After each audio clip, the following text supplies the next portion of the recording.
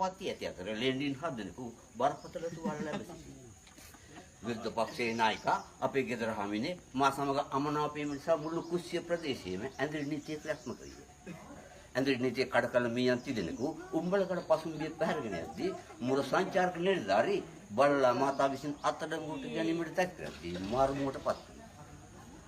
බොම්බාරුන් පිළිබඳ විශේෂඥ සොම්බේ මාතාගේ හෝම්බට අදුණු බම්බු පාරකින් ඒ මාතා ගෙම්බික වැනි ලොම්බික බවට පත් වුණා. මාපඩගම කොකටියල වේල්ලක් මත කඩා වැටුණු පොක්ලන් ජාඩ් ගුවන් යානාවක තිබූ සුන්බුන් කපුටෝපියන් ගුවන් යානා මගින් පැරගෙන ගොස් ඇති අතර රාත්‍රී කාලයේ මුර සංචාරයේදී සිටි බකමුණා මාතා විසින් කපුටෝපියන් ගුවන් යානා අත්අඩංගුවට ගෙන ඇත.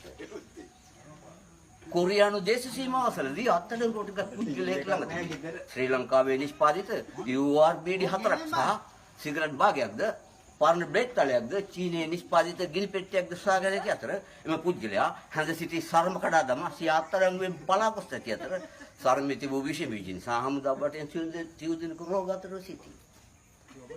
හොංකොංගිය කින් කොං කම්පුන් රැගෙන පෙරලා දිවෙන්ට සැපත් විය. හොංකොංගි කංකුන් ඊට රසවත් බව ඒ මහතා පුවත්පත් සාකච්ඡාවකදී අනාවරණය කළේ. ප්‍රතිවසන කිරීමට සාරාංශය 60 කෝටියක් රජවරු බාටකොටුක සිරවි. මැලේරියාව සහ මැස්ලාන්ති අතර ගැටුම්. LPT රාජ්‍යවත්වය දෙකට බෙදේ. ලෝක වෙළඳ පොලේ කිරිපිටි මිල ඉහළයි. ෂොම්බේ අනතුරකට භාජනය වේ.